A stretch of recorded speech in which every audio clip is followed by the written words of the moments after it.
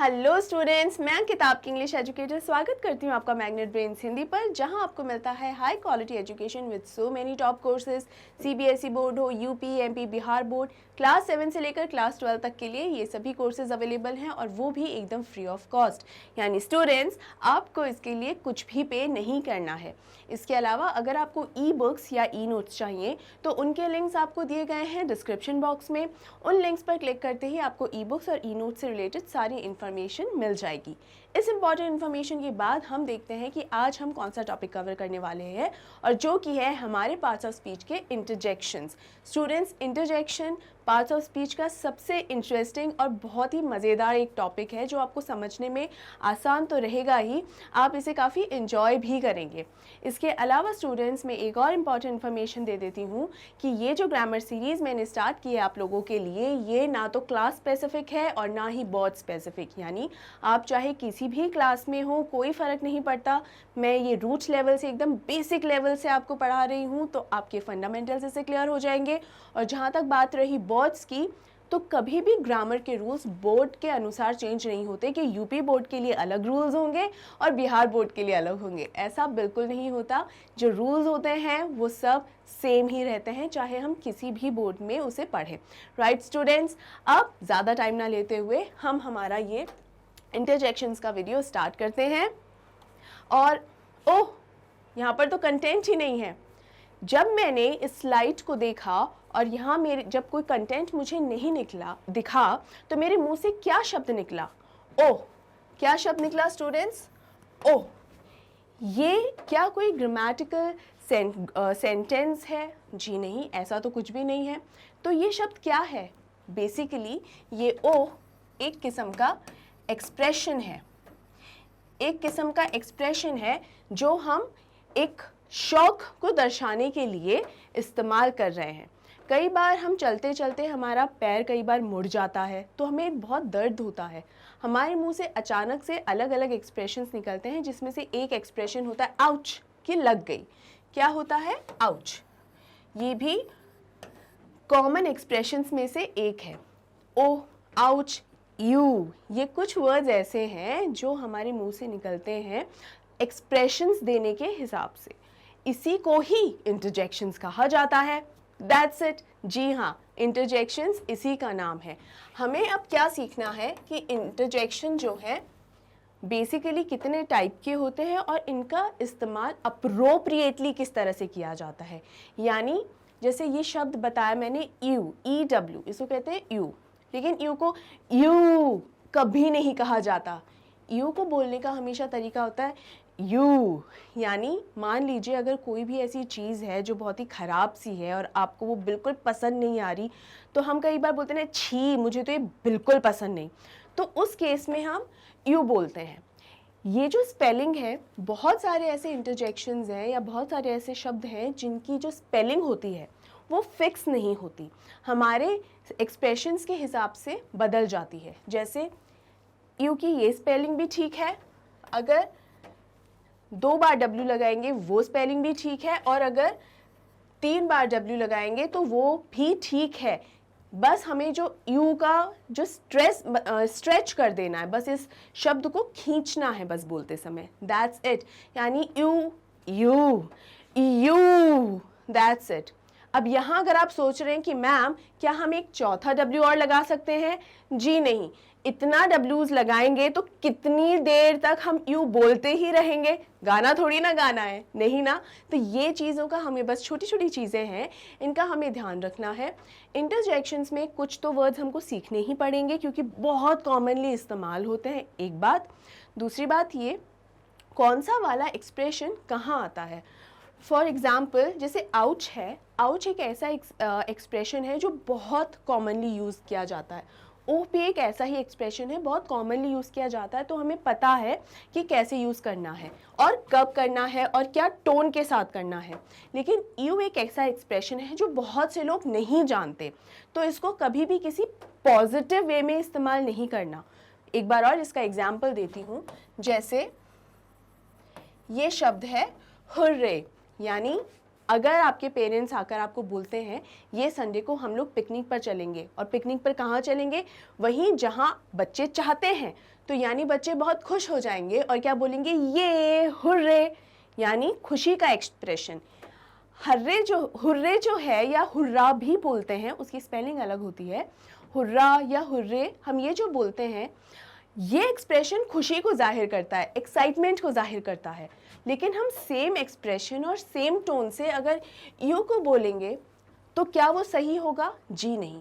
इसीलिए हमको यही सीखना ज़रूरी है कि कब कहाँ कौन सा वाला एक्सप्रेशन देना ज़रूरी है। एक और चीज़, ये जो मैंने आपको शब्द यहाँ लिखा है एक्सप्रेशन, ये एक्सप्रेशन क्या है? बेसिकली एक्सप्रेशन देने का मतलब ये नहीं होता, जैसे फॉर एग्जांपल एक एक्टर अगर कोई है, अगर वो कोई सीरियस रोल प्ले कर रहा है तो उसके चेहरे पर उसी हिसाब के हाव भाव आने चाहिए। एक्सप्रेशन क्या होता है? हाव भाव, चेहरे के जो हाव भाव है उसी अनुसार आने चाहिए।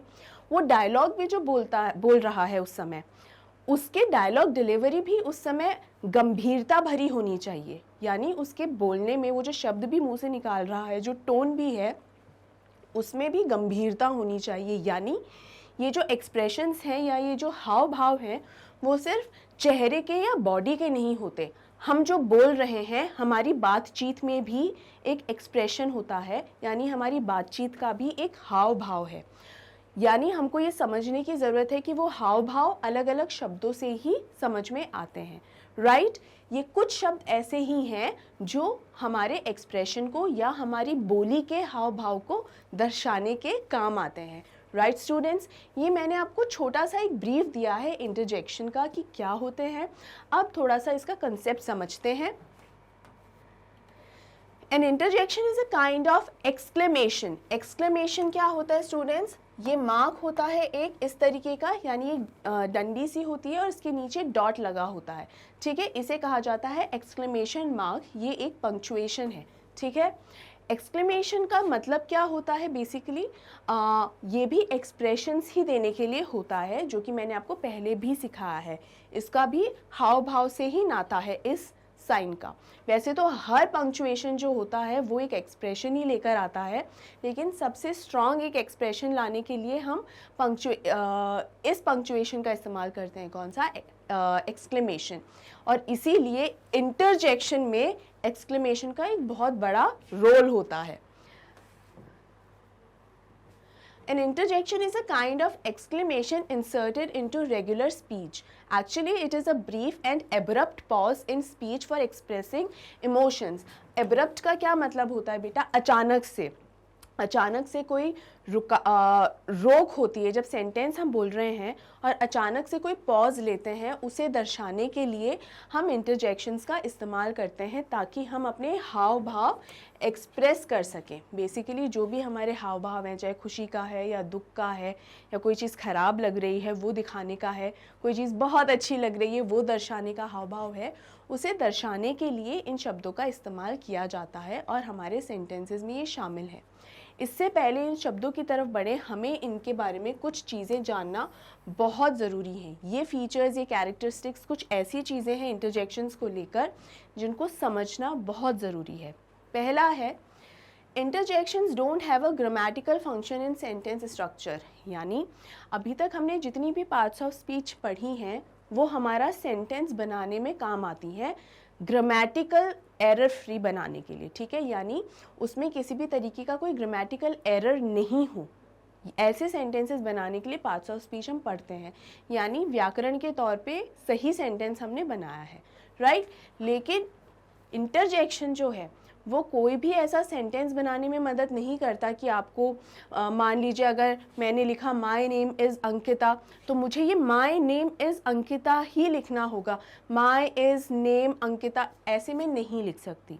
तो माय नेम इज़ अंकिता ये मैंने किस फॉर्मूला से सीखा? Subject plus verb plus object, इस अकॉर्डिंग मैंने ये सब सीखा है, राइट?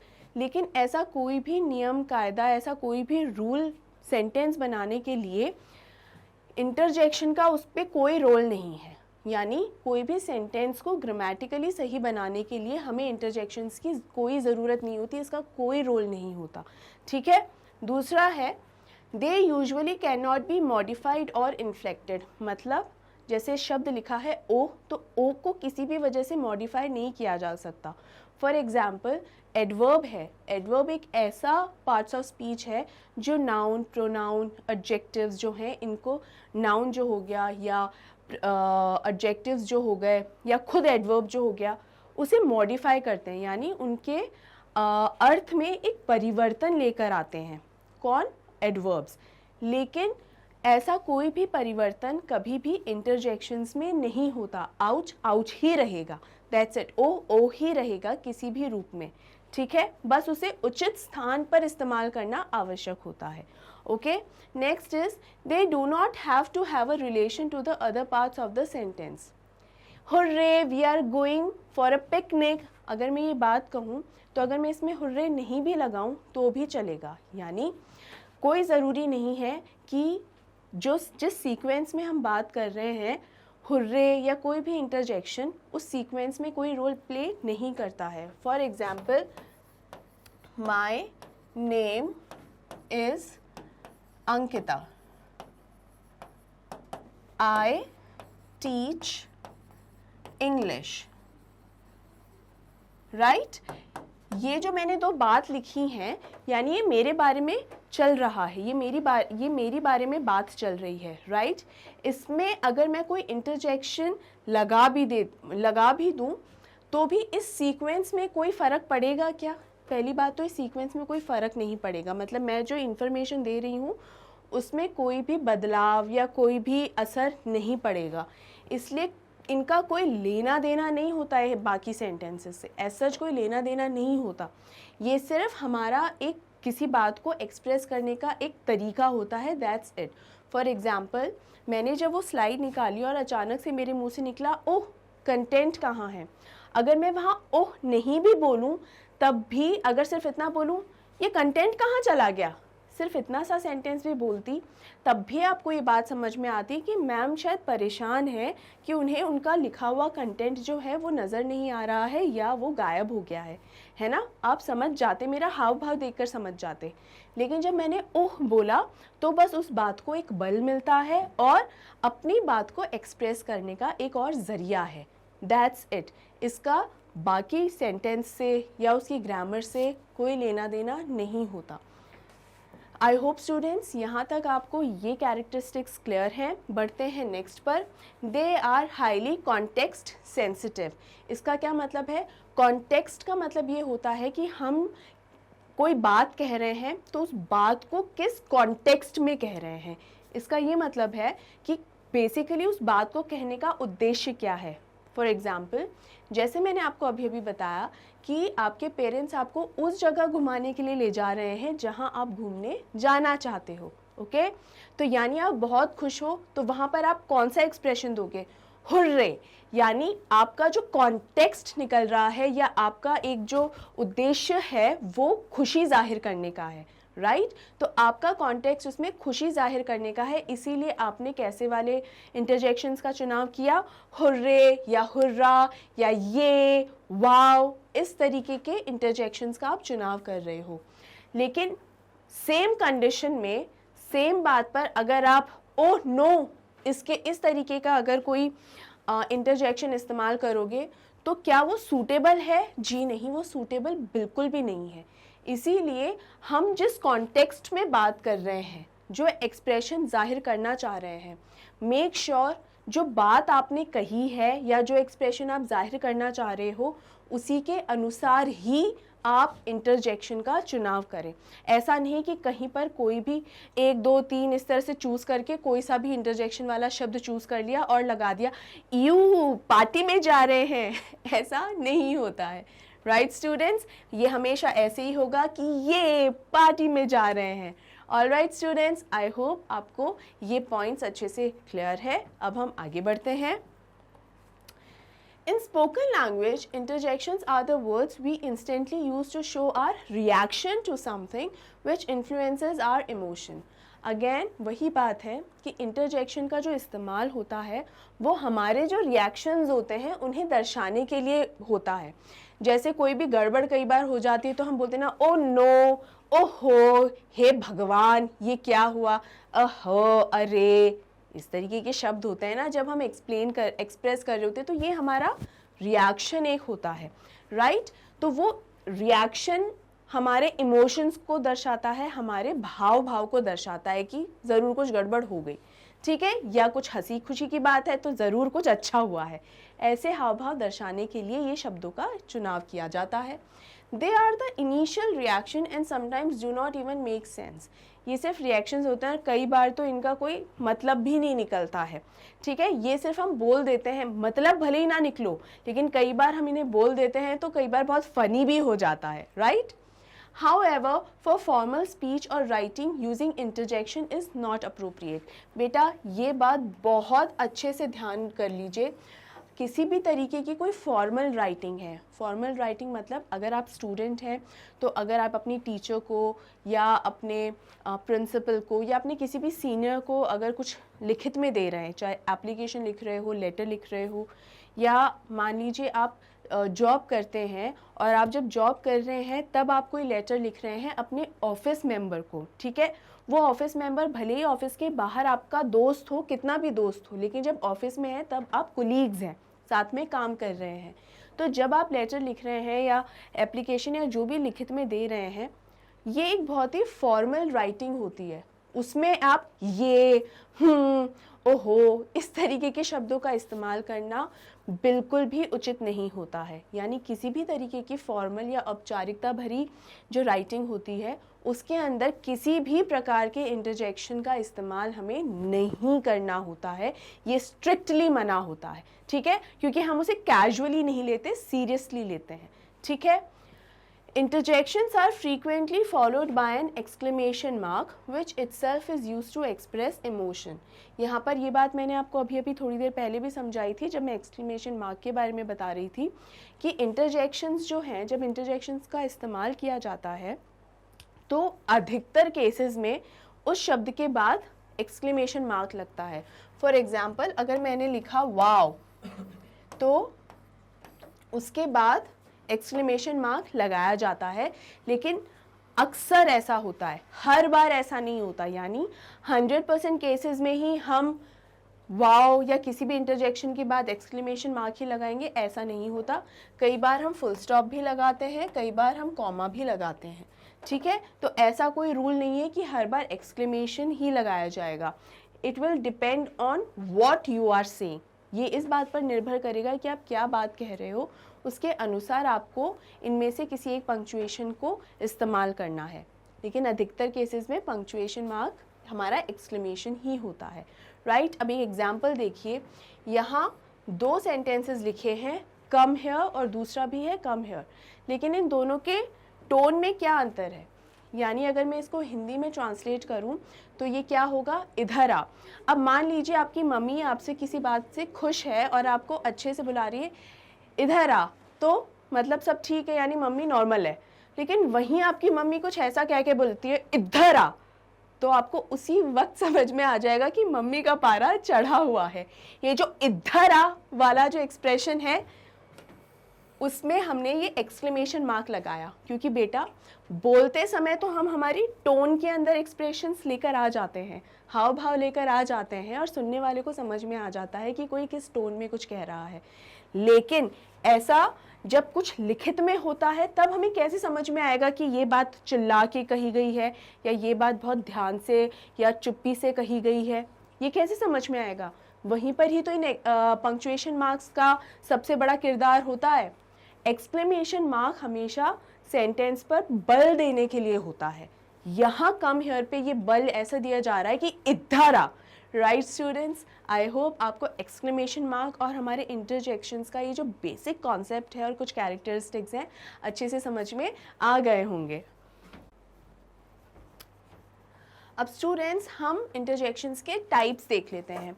वैसे तो इंटरजेक्शंस एक्सप्रेशंस होते हैं और जैसे हमने जो फीचर्स भी जाने, हमें अगर इन टाइप्स के नाम याद नहीं भी रहते हैं तो कोई ज़्यादा फ़र्क नहीं पड़ता। लेकिन जैसे मैंने अपने बाकी के जो वीडियोस अभी तक बनाए हैं आप लोगों के लिए पार्ट्स ऑफ स्पीच के, उस पर मैंने जैसे आपको ये बात बताई है कि नाम, ये जो टाइप्स होते हैं, इनके थ्रू जब हम एग्जाम्पल समझाते हैं तो एक क्लैरिटी आती है, राइट। अदरवाइज मेन जो आपको इस्तेमाल सीखना है वो यही कि वाओ या अलास ये कब आते हैं, मोस्ट इम्पॉर्टेंट तो यही है, राइट स्टूडेंट्स। चलिए आगे बढ़ते हैं और जानते हैं कि टाइप्स क्या क्या हैं इंटरजेक्शंस के। सो टोटल 10 टाइप के होते हैं इंटरजेक्शंस, ठीक है। सबसे पहला है प्राइमरी इंटरजेक्शन। जैसे इसका नाम है उसी तरीके का इसका काम भी है कि एकदम प्राइमरीली इसको यूज़ किया जाता है। किस तरह से?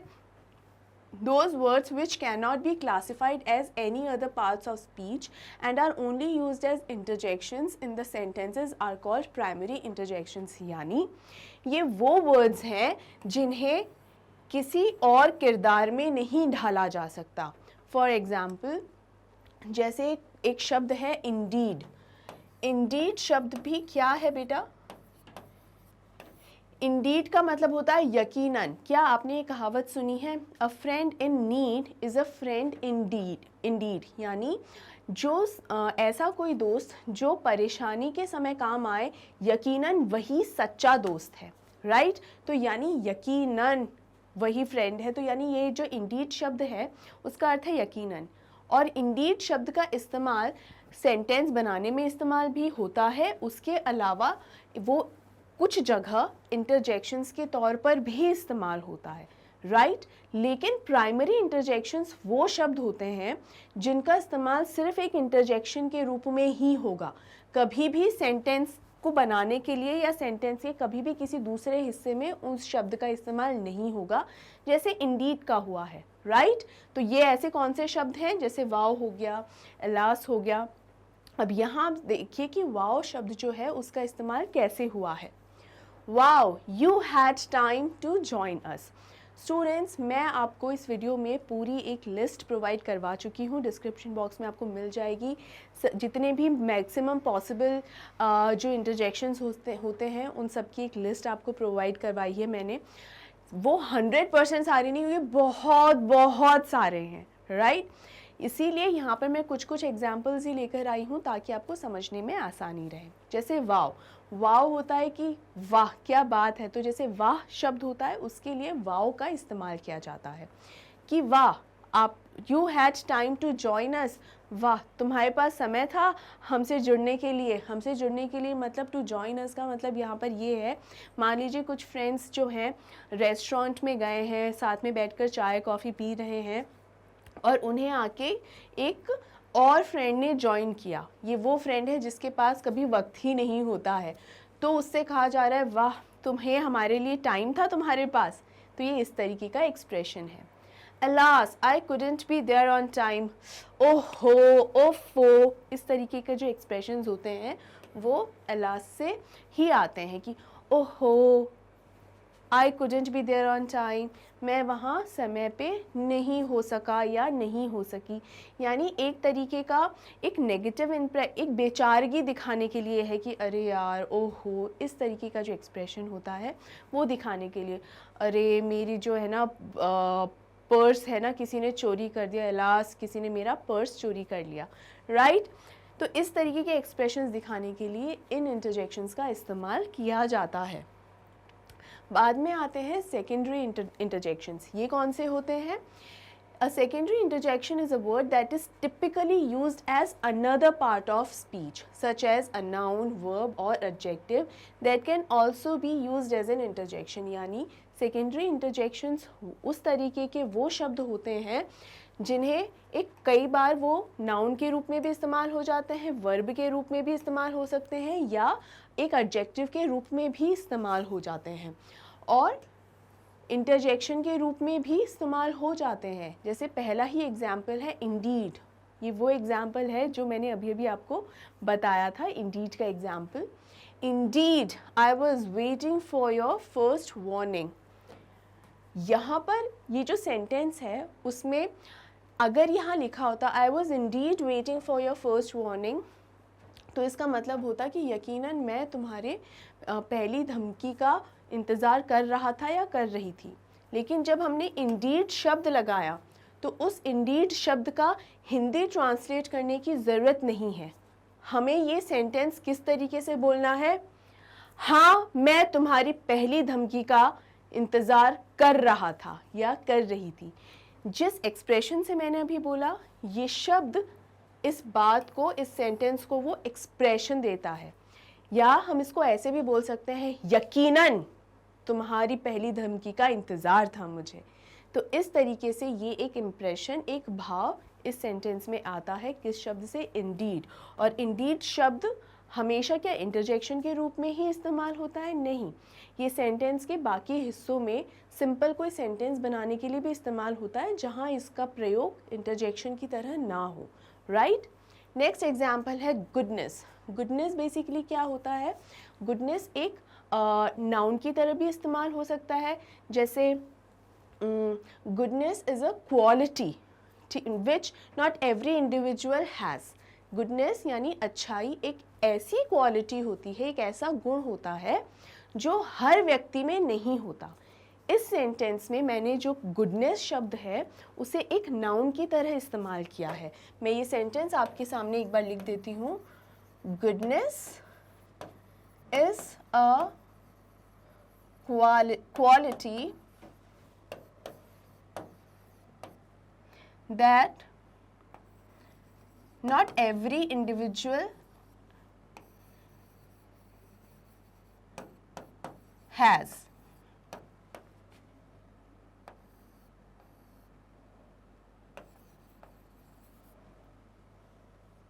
ठीक है, goodness is a quality not every individual has. इसका क्या मतलब है कि ये एक क्वालिटी की बात कर रही हूँ मैं, और यहाँ पर इसका प्रयोग एक गुण की तरह हो रहा है, एक नाउन की तरह हो रहा है कि ये एक ऐसी चीज़ है, ये एक ऐसी चीज़ है जो एक ऐसा गुण बन गई है जो किसी भी, ज़रूरी नहीं कि हर व्यक्ति में ये हो, हर इंसान में ही ये हो अच्छाई, राइट। तो यहाँ जो गुडनेस है किस तरीके के रूप में इस्तेमाल हो रहा है बेटा? Noun, right. लेकिन यहाँ पे जो गुडनेस है वो किस तरीके से इस्तेमाल हो रहा है? जैसे हम बोलते हैं थैंक गॉड, माय गुडनेस, हे भगवान। इस तरीके का एक्सप्रेशन गुडनेस देता है कि थैंक गॉड, गुडनेस, भगवान तुम्हारा भला करे। इस तरीके का एक्सप्रेशन देता है ये शब्द गुडनेस। और सेंटेंस है, how did you go through all these 5 books in a day. हे भगवान, तुमने एक दिन में 5 किताबें कैसे ख़त्म कर ली हैं? ये जो एक्सप्रेशन आया है ना, हे भगवान, ये आया है इस गुडनेस से।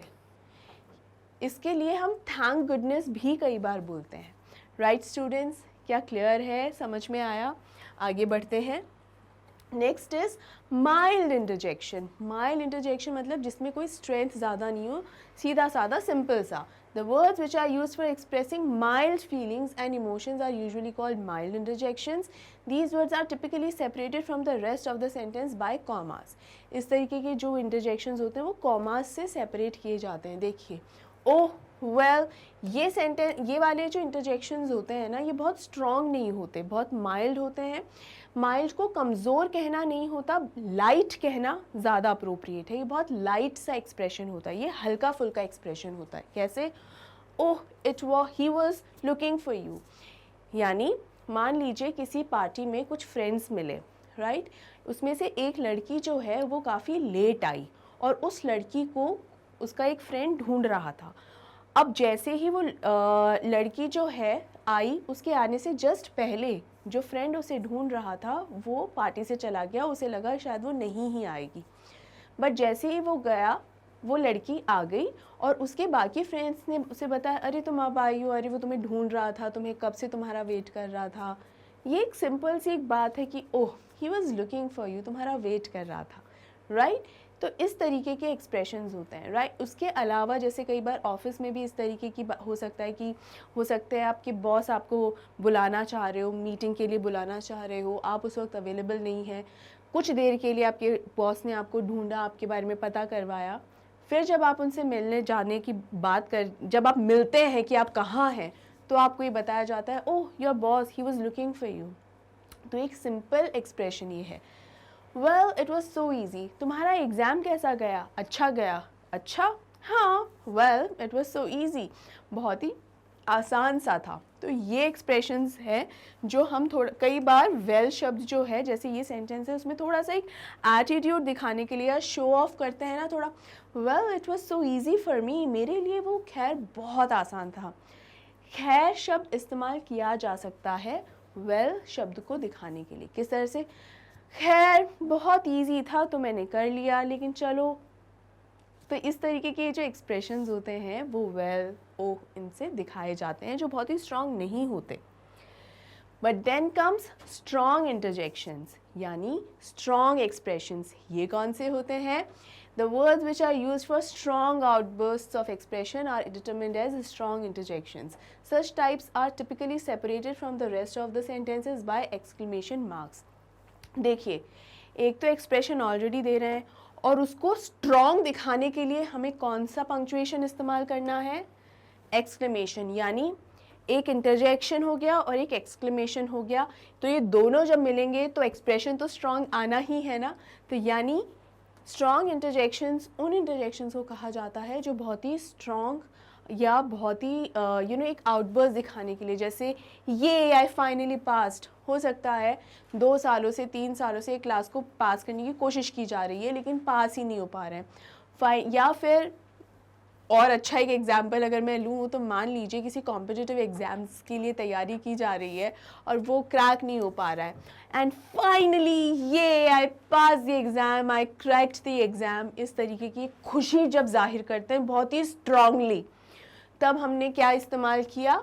ये। इसके अलावा देखिए बिंगो, फाउंड इट। बिंगो का मतलब ये होता है कि ये, यानी अगर आपका कोई टारगेट है और आपने उसको अचीव कर लिया तो ये बिंगो, ये कहा जाता है। इसके अलावा इस तरीके के एक्सप्रेशंस और कौन से होते हैं?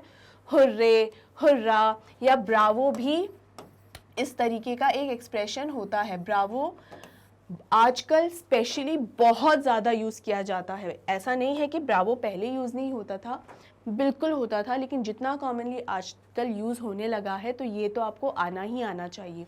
ब्रावो का बेसिकली मतलब होता है शाबाशी, राइट? तो ब्रावो भी एक स्ट्रॉन्ग इंटरजेक्शन में हम मान सकते हैं, लेकिन ये, बिंगो, हुर्रे ये ज़्यादा कॉमनली यूज़ किए जाते हैं, राइट स्टूडेंट्स? क्या यहाँ तक आपको क्लियर है? आगे बढ़ें। Next is volitive interjection. ये क्या होते हैं? It is use to give a command और make a request in a sentence. यानी या तो आप किसी को कमांड देना क्या होता है? ऑर्डर देना, ठीक है, कि आप किसी को ऑर्डर दे रहे हो, या फिर रिक्वेस्ट करना। तो यहाँ पर देखिए शब्द कैसा है? श, यानी जब हम किसी को चुप कराना हो, क्लास बहुत ज़्यादा बात कर रही होती है तो टीचर जब चुप कराने के लिए बोलती है तो क्या बोलती है? राइट? तो ये आप कमांड दे रहे हैं, सबको चुप करने के लिए बोल रहे हैं, राइट? Please pay attention. ये मैंने जो कहा बेसिकली इसे किस तरीके से पुकारा जाता है? इस तरीके, ये कोई खासना नहीं है लेकिन एक तरीका होता है किसी का ध्यान अपनी तरफ खींचने के लिए। फॉर एग्जांपल जैसे हमें किसी की तरफ इशारा करना हो, फॉर एग्जांपल अगर एक टेबल पे 3-4 लोग बैठे हैं और हमें धीरे से किसी का फ़ोन कोई मैसेज आया है और हमें ध्यान अगर उसका खींचना है कि भाई तुम्हारे फ़ोन में मैसेज आया, तो हम ये बोलेंगे इस तरीके से हम इशारे करते हैं, राइट? तो ये वही एक एक्सप्रेशन है अपनी तरफ ध्यान खींचने का। इसके अलावा जब कई बार मीटिंग भी चल रही होती है तो बोर्ड मीटिंग्स के अंदर भी कई बार इस एक्सप्रेशन का इस्तेमाल होता है।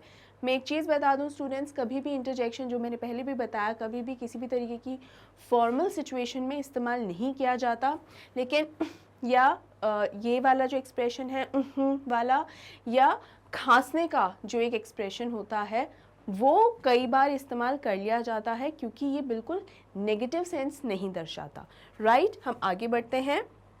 नेक्स्ट कम्स इमोटिव इंटरजेक्शन, यानी इमोटिव क्या? इमोशन ही again. Words are used to express an emotion और to indicate a reaction to something.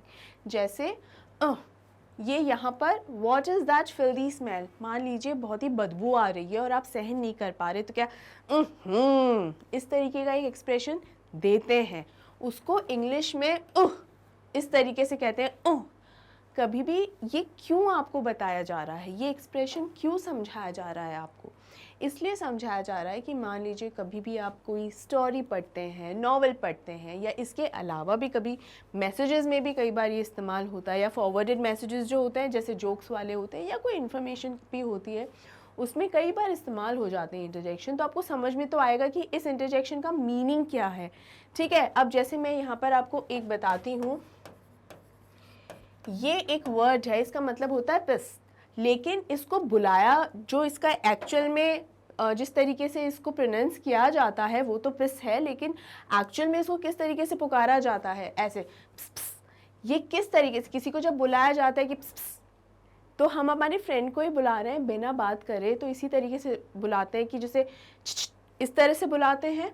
तो ये भी लैंग्वेज के हिसाब से होता है, बेसिकली हिंदी में होता है, और इंग्लिश में पिस पिस ये एक्सप्रेशन होता है।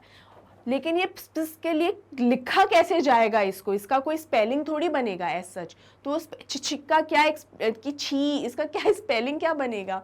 तो इसीलिए ये शब्द है किसके लिए, इसके लिए। तो यहाँ पर आपको जब भी कभी भी ये लिखा हुआ आप कभी भी पढ़ें तो इसको कह के ही बस ना ठहर जाएं, इसका जो एक एक्सप्रेशन है उसे भी समझने की कोशिश करें, ताकि पूरे सेंटेंस का भी आगे एक आपको मायना समझ में आए। राइट स्टूडेंट्स, चलिए नेक्स्ट एक्सप्रेशन है हमारा आउच। वो क्या है, दीज एंड्स स्टिंग, कि अरे बाबा ये चींटियां जो है काट रही है, आउच यहाँ काट लिया, आउच यहाँ काट लिया। राइट, तो इस तरीके से ये जो शब्द हैं इस तरीके का एक्सप्रेशंस दिखाते हैं। नेक्स्ट है कॉग्निटिव इंटरजेक्शन। कॉग्निटिव को संज्ञान भी कहा जाता है। बेसिकली ये थॉट से, या हमारे जो थॉट्स हैं या विचारधारा जो सोचते हैं हम, उससे रिलेटेड होता है। कैसे, the words are used to express a thought और indicate a thought process that people come across and understand through experience.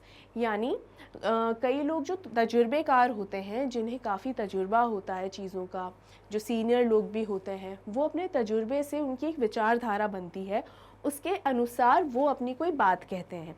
तो यहाँ देखिए क्या सेंटेंस है, well I will try harder, यानी वेल ठीक है, मैं फिर और ज़्यादा मेहनत करूँगा और अब से और ज़्यादा, पहले से ज़्यादा कोशिश करूँगा। ठीक है, तो यहाँ पर अगर हम इसे हिंदी में बोलें तो क्या क्या बोलेंगे, ठीक है चलो मैं पहले से ज़्यादा मेहनत करूँगा।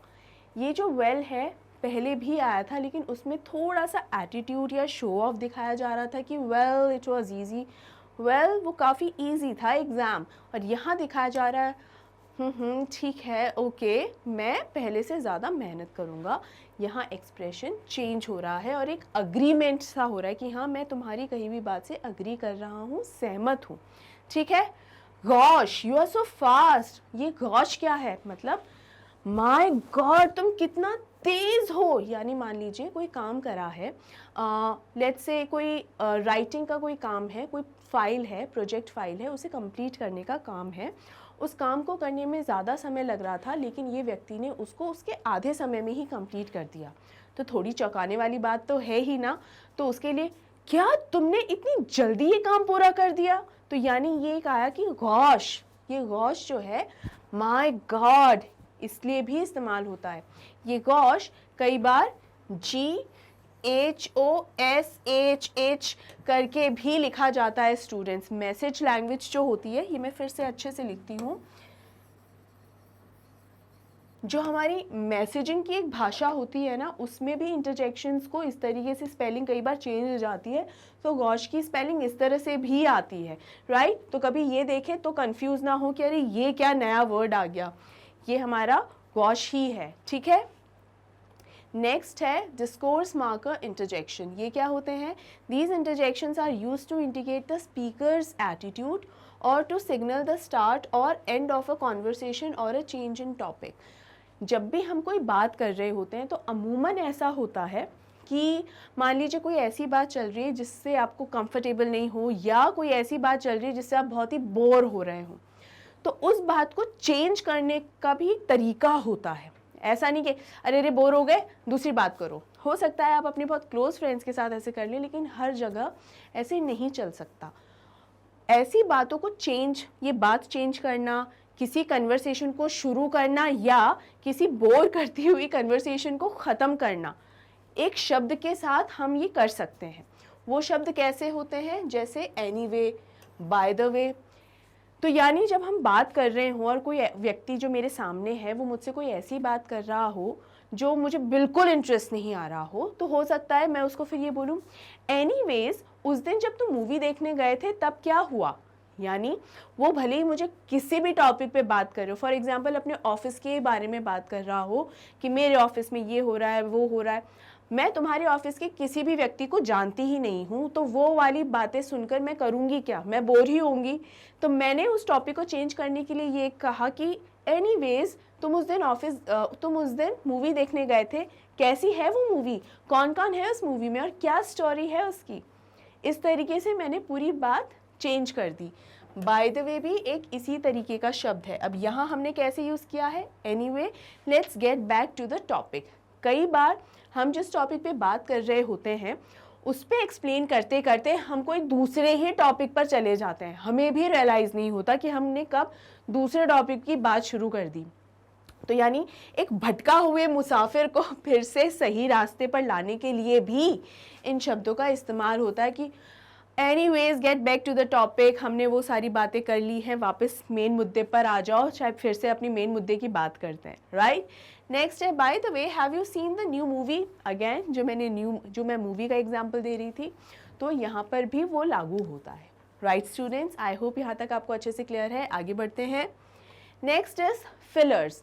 फिलर्स का मतलब क्या होता है, जैसे फिल इन द ब्लैंक होता है, तो ब्लैंक क्या होता है, वही जगह जो लाइन खींची रहती है ना, वही यानी रिक्त स्थान, उसे कहा जाता है ब्लैंक, और भरने को कहा जाता है फिल। तो ये फिलर्स भी वही है कि वो वाले इंटरजेक्शंस जो किसी जगह को भरते हैं, बेसिकली जो वार्तालाप के दौरान जो जगह रह जाती है। कैसे, these interjections are used to fill gaps भरने के लिए रहते हैं इन द कॉन्वर्सेशन और टू इंडिकेट हेजिटेशन। कई बार झिझक दर्शाने के लिए भी इन इंटरजेक्शंस का इस्तेमाल किया जाता है।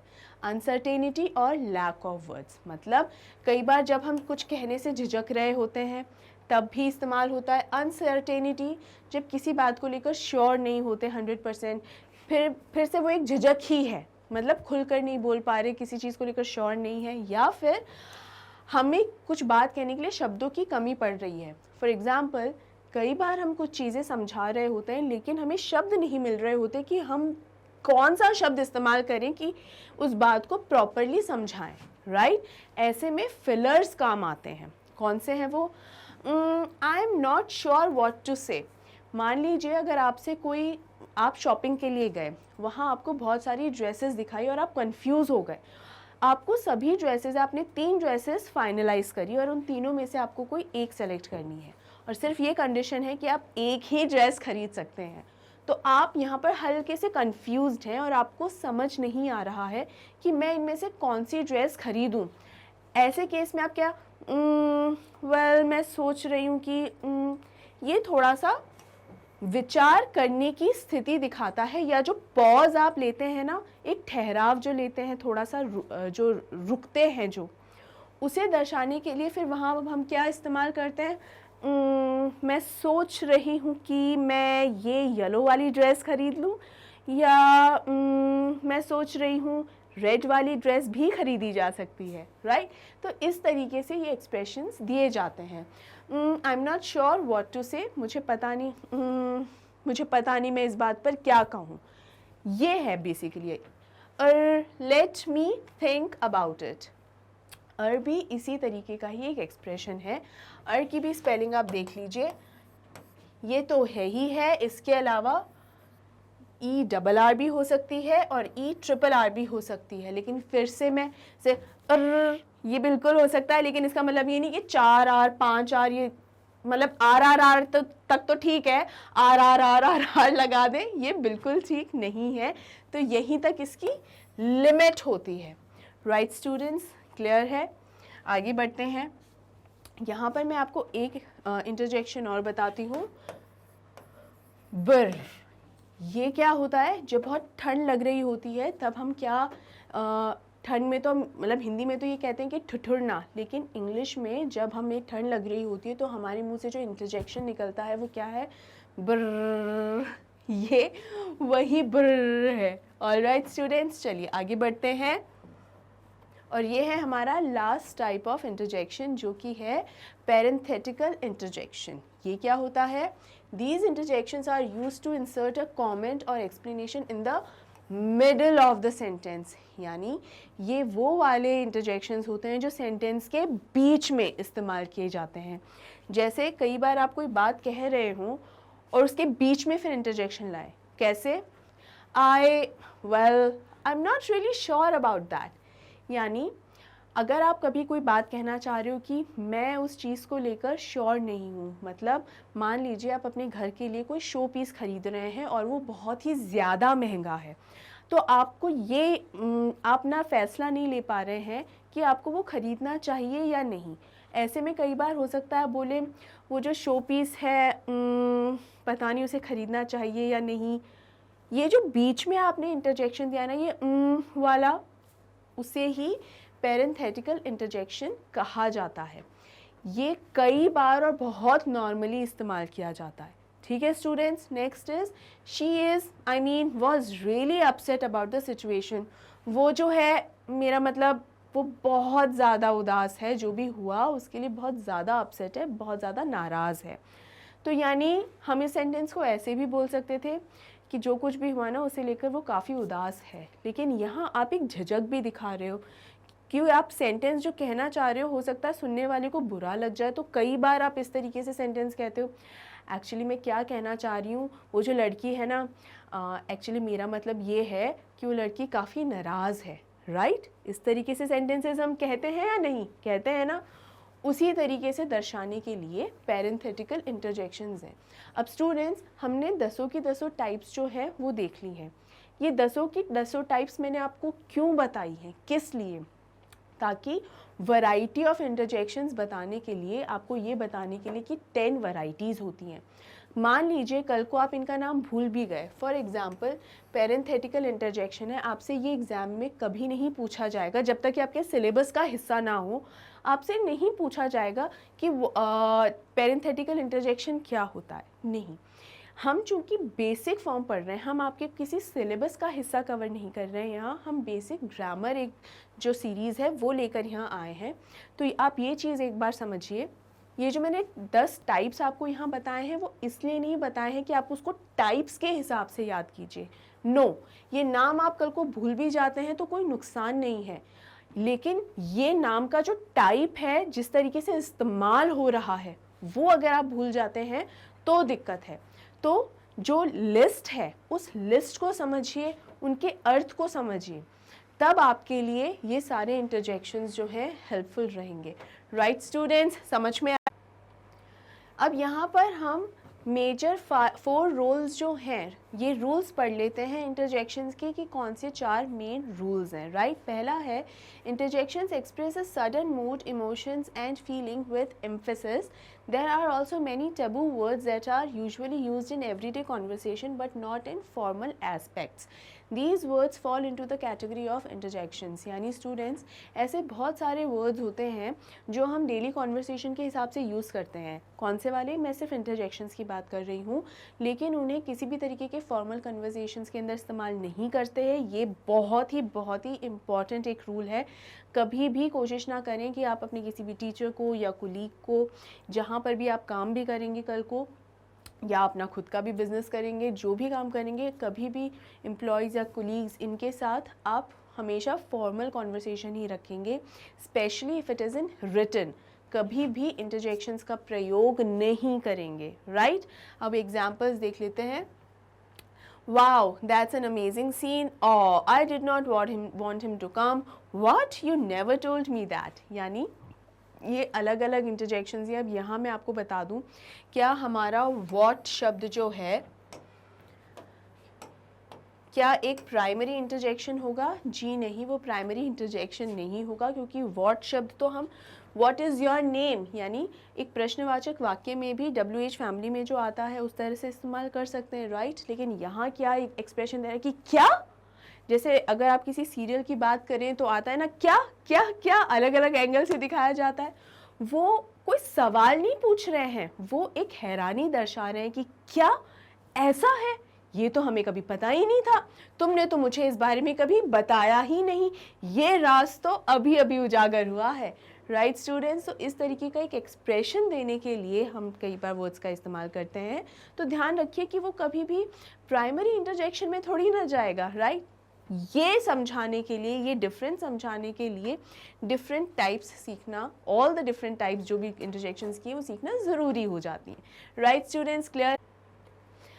नेक्स्ट रूल है, some interjections interrupt a conversation or a thought or hold someone's attention for a moment. These are just sounds, not words, because these sounds do not make any sense. Well, कुछ sounds ऐसे, कई जो interjections होते हैं वो सिर्फ sounds के तौर पे होते हैं, यानी अपने आप में कोई शब्द नहीं होते, और उन साउंड्स का एज सच कोई अर्थ नहीं होता, वो थोड़ा बहुत हेजिटेशन दिखाने के लिए इस्तेमाल किए जाते हैं। फॉर एग्ज़ाम्पल देखिए, अगर आपको कोई व्यक्ति, कोई बहुत क्लोज़ फ्रेंड है तब तो हम ध्यान नहीं इतना देते, अदरवाइज़ कई बार कुछ फॉर्मल कंडीशंस में क्या होता है, मान लीजिए जैसे पहला एग्जांपल है, your shirt has a stain on the back, यानी स्टेन का मतलब क्या होता है, दाग या धब्बा। मान लीजिए कोई व्यक्ति है जिसकी शर्ट पे पीछे दाग या कोई धब्बा लग गया है, तो आप उसको बताने में कई बार हेजिटेट फील करते हैं, क्योंकि आपको नहीं पता कि वो व्यक्ति कई बार गुस्सा कर दे कि हाँ ठीक है, कई बार नाराज़ भी हो जाते हैं, बिगड़ भी जाते हैं, तो आप थोड़ा हेजिटेशन के साथ कहते हैं कि तुम्हारे शर्ट पे ना थोड़ा सा निशान सा लगा हुआ है, या कोई दाग सा या कोई धब्बा सा लगा हुआ है, साफ़ कर देते हैं। राइट, या कई बार किस तरीके की हेजिटेशन, जैसे यहाँ पर ना एक लड़का दूसरे लड़के से उसकी बाइक मांग रहा है। अब बाइक तो बॉयज़ को बहुत ज़्यादा अपनी बिल्कुल दिल के करीब होती है, तो वो अपनी बाइक या व्हीकल है वो देना कई बार बहुत ज़्यादा उनको तकलीफ़ होती है कि कहीं स्क्रैच ना आ जाए। राइट, तो इसी तरीके से थोड़ा सा झिझक के या हिचकिचा के कि आई वॉन्ट योर बाइक, इस तरीके की मुझे तुम्हारी बाइक की ज़रूरत है, तो थोड़ा हिचक के बोलते हैं। तो यहाँ पर बेसिकली जो है या ये एक तरीके के फिलर्स की तरह ही इस्तेमाल हो रहे हैं, एज सच कोई शब्द नहीं है। राइट स्टूडेंट्स, क्लियर है? अगला रूल देखते हैं, सम इंटरजेक्शंस एक्सप्रेस ओनली येस और नो। कुछ इंटरजेक्शन सिर्फ ऐसे होते हैं जो हाँ या ना दर्शाते हैं, जैसे कई बार येस शब्द एज इट इज़ ही यूज होता है, जैसे येस फाइन, मम्मी बोल रही है पढ़ ले, ओके फाइन येस, तो ये ओके भी जो है, ओके वो भी हाँ येस ही दर्शाता है। राइट, कि ठीक है पढ़ रही हूँ, ओके, या yes I will most definitely do it, मैं पक्का ये काम करूँगी या करूँगा। राइट, नो, ना, नो वेज, ये ना दर्शाते हैं, यानी सिर्फ यस और नो ये अर्थ दर्शाने वाले शब्द भी होते हैं, जो सिर्फ मतलब कुछ इंटरजेक्शंस ऐसे होते हैं जो सिर्फ या तो हाँ दर्शाएंगे या सिर्फ ना दर्शाएंगे। ठीक है, नेक्स्ट रूल है जो कि लास्ट रूल भी है, वो है some are use to get someone's attention. किसी का ध्यान अपनी ओर खींचने के लिए ही इस्तेमाल होते हैं, जैसे यो, हे, यू, हु, इस तरीके के भी इंटरजेक्शंस होते हैं जो किसी का ध्यान अपनी ओर खींचने के लिए होते हैं। तो यहाँ पूरा सेंटेंस देखिए, yo Alex get in the car, yo Alex car में बैठो। अब यहाँ पर स्टूडेंट्स जो ये HEM है वो कौन से वाले रूल में आएगा स्टूडेंट्स? ये जो है वो सिर्फ एक साउंड के तौर पे है, तो जो हमने पिछला रूल पढ़ा था उसकी कैटेगरी में ये आएगा, क्योंकि ये एज सच कोई शब्द नहीं है, ये एक साउंड है। ठीक है, ऑल्दो ये भी ध्यान खींचने के लिए होता है, बट स्टिल कोई शब्द एज सच नहीं है। यो, हे, यू, हु, ये वाला जो सेंटेंस, ये वाले जो इंटरजेक्शंस हैं, ये भी अपने आप में शब्द एज सच नहीं है, लेकिन जैसे हे फिर भी एक शब्द के तौर पे आता है, लेकिन किसी का ध्यान अपनी तरफ खींचने के लिए, और वो भी ज़ोर से, यानी आप मुंह से एक शब्द का प्रयोग कर रहे हैं, लेकिन ठीक है ये सिर्फ साउंड नहीं है, but this is not something you are speaking, ये सिर्फ एक साउंड है, ये ध्यान रखिए। राइट स्टूडेंट्स, क्लियर है? अब यहाँ पर आगे चल के हम एक्सरसाइज करेंगे, लेकिन मैं आपको कुछ कॉमनली यूज होने वाले और इंटरजेक्शंस को यहाँ बताती हूँ। शू, बू, अर हम पढ़ चुके हैं, इसके अलावा यक, इसके अलावा और भी हैं जैसे ए, आर, जी, एच, ठीक है, ये कुछ वर्ड्स और हैं। तो जब हम शू बोलते हैं तो भगाने के लिए, जैसे कोई जानवर हो या छोटे बच्चे भी हों, मान लीजिए आपकी कमरे में कुछ छोटे छोटे बच्चे आ गए, आपको बड़ा परेशान कर रहे हैं, तो शू शू, ये बहुत कॉमनली इस्तेमाल होने वाला एक इंटरजेक्शन है कि शू शू दूर भगाना, कि shoo go away go away go outside of my room, इस तरह से हम इस्तेमाल करते हैं, राइट। जो ये बू है, ये किस लिए इस्तेमाल होता है? मान लीजिए दो टीम्स हैं, आप एक टीम को चीयर कर रहे हैं, मतलब आप एक टीम को सपोर्ट कर रहे हैं, और तो दूसरी टीम जो हार रही है उसको आप ऊ बू बू हार रहे हो भी, तो हम एक तरीके से चिढ़ाने के लिए भी कुछ शब्दों का इस्तेमाल करते हैं ना, बू उसमें से भी एक है। उसी तरीके से जैसे ये शब्द होता है, तो ये वी आर विनिंग, तो ये एक चीयर करने का और खुश होने का एक एक्सप्रेशन होता है, राइट। यक होता है जब किसी चीज़ से बहुत ही, जब आपको घिन आती है, जैसे कोई चीज़ है बहुत ही ख़राब सी है और आपको घिन सी आती है, तो आप क्या बोलते हैं? यक, छी, कितना ख़राब है, यक। हम नाक भी ऐसे पकड़ते हैं, थोड़ा सा मुंह भी ऐसे सिकुड़ से लेते हैं, वो एक्सप्रेशन दिखाने के लिए शब्द होता है यक। उसके अलावा ARGH होता है ओह, यानी जब आपको बहुत गुस्सा आया हुआ होता है, उसे दर्शाने के लिए आप इस शब्द का इस्तेमाल करते हैं। ये शब्द भी एक तरीके का साउंड ही होता है कि ये गुस्सा जो दिखाते हैं, राइट। इसके अलावा एक जो इंटरजेक्शन है वो और है GR, ये होता है गर्र। बेसिकली ये गर्र क्या है? ये है गुर्राना। अगेन जब आप गुस्से में गुर्रा के कुछ बोल रहे होते हैं, वो GRR से दर्शाया जाता है। अब आप एक गर्र, वो तो ऐसा ही हो गया कि इलेक्ट्रिक मोटर कैसे शुरू होती है, ब्रर, इस तरह से, लेकिन ऐसा कुछ नहीं है। ये ज़्यादातर करके लिखने में इस काम में आता है। किस तरह से? मान लीजिए कोई नॉवल है या स्टोरी है, जो मैंने आपको पहले भी समझाया, तो स्टोरी के अंदर आपको ये कैसे पता चलेगा कि जो वक्ता है या स्पीकर है वो गुर्रा रहा है, इस वक्त गुस्से में है? तब उस केस में हम जब ये शब्द लिख देते हैं तो समझ में आता है कि अच्छा स्पीकर कहना क्या चाहता है, ठीक है। इसके अलावा स्टूडेंट्स एक और शब्द है या। ये शब्द एक इंटरजेक्शन के तौर पे बहुत कॉमनली यूज़ होता है, लेकिन मैं एक चीज़ आपको बता दूं, वैसे तो ये इंटरजेक्शन के अलावा भी इस्तेमाल होता है, या हमारे ग्रामर या जो हमारी शब्दावली जितनी वोकैबुलरी उसका हिस्सा ही है या, राइट। ये कभी भी आप फॉर्मल या स्कूल में या ऑफिस में कभी इस्तेमाल ना करें। उसके लिए सिर्फ एक ही शब्द है हाँ कहने के लिए, यस, ठीक है। कभी भी ऐसा ना करें कि आप अपने फॉर एग्जांपल अपने बॉस से बात कर रहे हैं या स्कूल में अपने प्रिंसिपल से बात कर रहे हैं, ठीक है। वो आपसे कुछ कह रहे हैं, बेटा पढ़ाई करनी चाहिए, अच्छे से ऐसा सिलेबस करो, तो आप उसका जवाब जो देंगे वो सिर्फ यही देंगे, यस सर या यस मैम, जो भी हैं आप इस तरीके से ही उत्तर देंगे। आप या श्योर या नो। आप अपने किसी फ्रेंड से बात नहीं कर रहे हैं या आप किसी कैजुअल मीटिंग में नहीं है कि हाँ चलते फिरते कोई रैंडम मीटिंग हो रही है, no, it is a formal space. कभी भी किसी भी फॉर्मल स्पेस में हमको या जैसे शब्दों का इस्तेमाल नहीं करना होता, और स्पेशली या तो बिल्कुल बिल्कुल इस्तेमाल नहीं करना होता। इससे ये लगता है कि आप उस मीटिंग को सीरियसली नहीं ले रहे हैं। तो ये ज़रूर से ज़रूर, ये बहुत पते की बात है, ध्यान रखिए, क्योंकि ये शब्द ज़ुबान पर इतना ज़्यादा कॉमनली चढ़ चुका है कि नेचुरली ही निकलने लगा है मुंह से, जो कि हमें नहीं करना है। हमें क्या बोलना है? यस, ठीक है, ये ध्यान रखिए स्टूडेंट्स। इसके अलावा आउच जैसा शब्द है वो मैंने आपको बता दिया, और शब्द है ये आपने बहुत कॉमनली, जब भी कोई बच्चा होता है बहुत प्यारा होता है तो हमारे मुंह से निकलता है ओह सो स्वीट, ये निकलता ही है मुंह से। कैसे बोलते हैं इसको? AW, और ये W's भी कई बार ज़्यादा लग जाते हैं। जितना लंबा खींच रहे हैं हमें 100 को, उतने W's लगा दो, लेकिन 3 से ज़्यादा नहीं लगाने होते कि ओह सो स्वीट। लेकिन हाँ, मैसेजिंग या टेक्स्ट की भाषा के अंदर ज़रूर हम इसको अपनी स्पेलिंग्स जो है मॉडिफाई कर सकते हैं, कोई प्रॉब्लम नहीं है।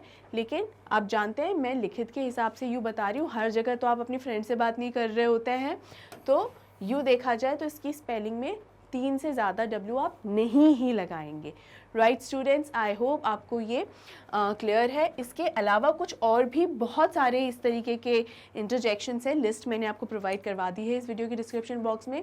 लेकिन जाते जाते एक बार और ये समझ लीजिए कि जो कई बार एक्सप्रेशंस ये भी होते हैं कि हामी भरने के जो, जैसे हाँ बोलने के जो एक्सप्रेशन होते हैं वो ये होता है ये भी एक एक्सप्रेशन है। ये नहीं का है। मम्मी क्या मैं ये काम कर सकती हूँ? मतलब मम्मी ने हाँ बोल दिया। और अगर मम्मी कह रही है कि नहीं तो मतलब मना कर दिया। ये एक टोनल शब्द हैं, कुछ टोन वाले शब्द हैं, तो आपको वही ध्यान रखना है बेटा कि ये जो भी इंटरजेक्शंस हैं उनका एक्सप्रेशंस किस तरीके से आया है। राइट स्टूडेंट्स, क्लियर है? अब यहाँ पर तो हमारा पूरा कॉन्सेप्ट जो है वो अच्छे से क्लियर हो चुका है। अब हम बढ़ते हैं हमारी एक्सरसाइज की तरफ और जल्दी से उसे फिनिश करते हैं। Fill in the blanks with the right interjections from the options given below. ये जो interjections होते हैं ना, fill in the blank के तौर पर अगर आ जाएं, कई बार confusing होते हैं, इसलिए usually हमारे पास blanks में भरने के लिए options होते हैं। जैसे we won, ये इस तरीके से अगर कुछ लिखा हुआ है तब हमें पता है कि इसके साथ कैसा एक्सप्रेशन आएगा, ठीक है, कि ये वी वन या हुर्रे या हुर्रा वी वन, राइट। लेकिन कुछ सेंटेंसेस होंगे जिनके साथ आपको नहीं पता चलेगा कि यहाँ आएगा क्या आना चाहिए, राइट। तो इस केस ये मैं आपको इसलिए बता रही हूँ ताकि आप फिल इन द ब्लैंक्स देखकर ये ना सोचने लग जाएं कि अरे इसमें कैसे पता चलेगा कि कौन सा वर्ड आना चाहिए, राइट। चलिए स्टूडेंट्स, पहला है डैश दैट इज न्यू, तो यहाँ आएगा वेल दैट इज न्यू। यहाँ एक चीज समझ लीजिए, कुछ सेंटेंसेस हैं जहां ये ऑप्शन आने के बाद ही आप उसका सही और करेक्ट मीनिंग निकाल पाएंगे। So don't worry at all अगर शब्द के पहले आने से पहले आपको उसका मीनिंग समझ में नहीं आया हो तो इट्स एब्सोल्युटली फाइन, राइट। अब ये जब आया मीनिंग, तो ये शब्द जब आया उसके बाद इसका क्या मीनिंग निकला, अब ये समझिए। वेल दैट इज न्यू, मतलब ये तो कोई, मान लीजिए कोई नई बात कही है किसी ने, वाह ये तो कोई नई बात है, मतलब मुझे तो पता ही नहीं था इसके बारे में, ये तो कुछ, दिस इज समथिंग न्यू, ठीक है, इस तरीके की बात है। Next is that hurt me more than I thought it would, यानी कोई चीज का मुझे जितना मैंने सोचा था उससे भी ज्यादा बुरा लगा है, तो क्या होगा, आउच, यानी नेगेटिव का ही कुछ आएगा कि कोई ऐसी चीज जिसकी वजह से चोट लगी है, तकलीफ हुई है, right. Next is he got the tickets to the movie premiere night, यानी ये कोई एक अच्छी, ये क्या खुशखबरी है कि आज जो मूवी का जो प्रीमियर होने वाला है आज रात, उसकी टिकट्स मिल गई। ये दुखी वाली बात है या अच्छी बात है? अच्छी ही बात है, और इसीलिए ये यानी ये वाओ फैंटास्टिक, जो मूवी का प्रीमियर आज रात को है उसकी टिकट्स मिल गई हैं, okay. Next is dash I do not want to do it this way, यानी इस चीज़ के लिए एक दूसरा ऑप्शन है कि जैसे तुम बता रहे हो वैसे नहीं, मुझे दूसरे तरीके से करना है काम। तो देखिए, I do not want to do it this way, मतलब मुझे ये काम, मान लीजिए कोई रिपोर्ट बनाने का एक काम है, सबकी अपनी अपनी स्ट्रैटेजीज और तरीके होते हैं, तो यहाँ ये बताया जा रहा है कि मुझे ये काम इस तरीके से नहीं करना, मुझे मेरे तरीके से करना है, कि ये खराब, मतलब एक तरीके से रिजेक्शन दिखाना, तो उससे क्या होगा, एक तरीके का रिजेक्शन या मना ही दर्शाना, right. Next is dash you did a really big job with that piece of furniture, यानी इस तरीके के फर्नीचर से तुमने बहुत ही बढ़िया काम शुरू कर दिया है, बहुत बढ़िया काम किया है तुमने इस फर्नीचर के साथ, राइट। तो यहाँ पर क्या हो रहा है, एक तरीके से शाबाशी भी दे रही है, वाओ, और एक सरप्राइज भी हो रहा है कि तुमने इस फर्नीचर के साथ, इस फर्नीचर के इस टुकड़े के साथ बढ़िया काम कर लिया है, कि वेरी नाइस, गुड, तो ये वाओ, ये वाला एलिमेंट है। Next is dash now I understand what he was trying to say, अरे अब मुझे समझ में आया कि वो कहना क्या चाहता था। तो देखिए, अब मुझे समझ में आया, राइट, कि वो क्या कहना चाह रहा था, वो दिमाग में ही नहीं जा रहा था, अब जाके समझ में आया। Dash that should have upset you, तुम, मुझे लगता है वो इस बात से तुम्हें बुरा लगा होगा। ज़रूर कोई ऐसा इंटरजेक्शन आएगा जो इस इमोशन को सपोर्ट करता हो कि ओ नो, ज़रूर तुम्हें इस बात का बुरा लगा हो। अब यहाँ पर yippee तो नहीं लगेंगे, yippee, वाओ, ज़रूर तुम्हें इस बात का बुरा लगा हो, ऐसा तो नहीं आएगा ना। इसी चीज़ को कॉन्टेक्स्ट सेंसिटिव भी कहते हैं, सिखाया था मैंने शुरुआत में ही जब इंटरजेक्शंस के बारे में बता रही थी, right. Next is dash he has not clear the internal assessment, कोई काम है क्या, इंटरनल असेसमेंट का काम है जो अभी तक नहीं किया गया है पूरी तरीके से, तो क्या आएगा, अल्लाह, ओहो उसने अभी तक ये काम किया ही नहीं, धत तेरी की ये काम उसने किया ही नहीं। ठीक है, ये धत तेरी की भी इसके लिए भी एक एक्सप्रेशन होता है स्टूडेंट, एक इंटरजेक्शन है। देखिए इसको तत तत कहा जाता है, लेकिन इसका एक्सप्रेशन कैसे आता है, इस तरीके से इसको बोला जाता है। एक और एक्सप्रेशन होता है सिमिलर ही। अब ये इसका प्रोनाउंसिएशन तो होगा टिस टिस, लेकिन ये भी कहा जाता है इस तरह से, तो ये होगा और ये होगा, तो ये आपने बहुत सुना होगा, बहुत कॉमनली ये इस्तेमाल होता है। Right students, next is dash, that was a really brave thing to do, मतलब ब्रेव मतलब बहादुरी का काम है, कि ऐसा करना वाकई में बहादुरी की चीज़ है, तो यानी एक तरीके की शाबाशी ही मिल रही है। तो क्या हो रहा है, ब्रावो, शाबाश। ब्रावो शब्द जो है शाबाशी देने के लिए इस्तेमाल होता है कि वेल डन, बहुत अच्छा काम करा है, बहुत बढ़िया। Right, next is the waiting list for the reserved seats is too long, I don't think we would get a seat, यानी जो वेटिंग लिस्ट है ना रिजर्व सीट की बहुत लंबी है, मुझे नहीं लगता कि हमने जो रिजर्वेशन करवाया है वो हो पाएगा। तो क्या, माय गॉड, यानी एक तरीके से भगवान, इतनी लंबी लिस्ट है, वेटिंग लिस्ट जो है वो इतनी लंबी है, मुझे तो लगता ही नहीं कि हमारा रिजर्वेशन क्लियर हो भी पाएगा क्या। राइट, तो स्टूडेंट्स ये बहुत सारी इंटरजेक्शंस में से मैं कुछ इंटरजेक्शंस यहाँ पर लेकर आई, आपको उनके थ्रू समझाने की कोशिश की कि किस तरीके से हमारे एक्सप्रेशंस हमें देने चाहिए, किस तरीके से हमारे एक्सप्रेशंस अप्रोप्रिएटली सेंटेंस के साथ जाने चाहिए, और वही एक्सप्रेशंस हमारे इंटरजेक्शंस हैं। होपफुली आपको ये वीडियो पसंद आई होगी और सब क्लियर भी हुआ होगा। अगर कोई कन्फ्यूजन या डाउट रह गया हो तो आप कमेंट सेक्शन में कमेंट करके पूछ सकते हैं। और थर्सडे को 5:30 PM पे, मैं अभी टाइम लिख देती हूँ फिर से, थर्सडे को एट 5:30 PM आप लाइव सेशन ज्वाइन करना ना भूलें, जहां पर आपको कंजंक्शंस और इंटरजेक्शंस दोनों ही टॉपिक की एक्सरसाइजेस करवाई जाएंगी, और ये कॉन्सेप्ट्स जो मैंने आपको सिखाए हैं उसको अप्लाई करना भी एक्सरसाइजेस के थ्रू सिखाया जाएगा। राइट स्टूडेंट्स, तो मेक श्योर आप ज़रूर से ज़रूर हमारे लाइव सेशन को अटेंड करें। और आखिर में मैं बता दूं कि इस वीडियो को लाइक करना बिल्कुल नहीं भूलना है, इसे ज़्यादा से ज़्यादा शेयर आपको करना है। और अगर मैग्नेट ब्रेन्स हिंदी को सब्सक्राइब नहीं किया है तो अभी और इसी वक्त इसे सब्सक्राइब कीजिए, क्योंकि यहाँ आपको मिल रहे हैं ये सभी के सभी टॉप कोर्सेज, वो भी एकदम फ्री ऑफ कॉस्ट, क्लास 7 से क्लास 12 तक के स्टूडेंट्स के लिए।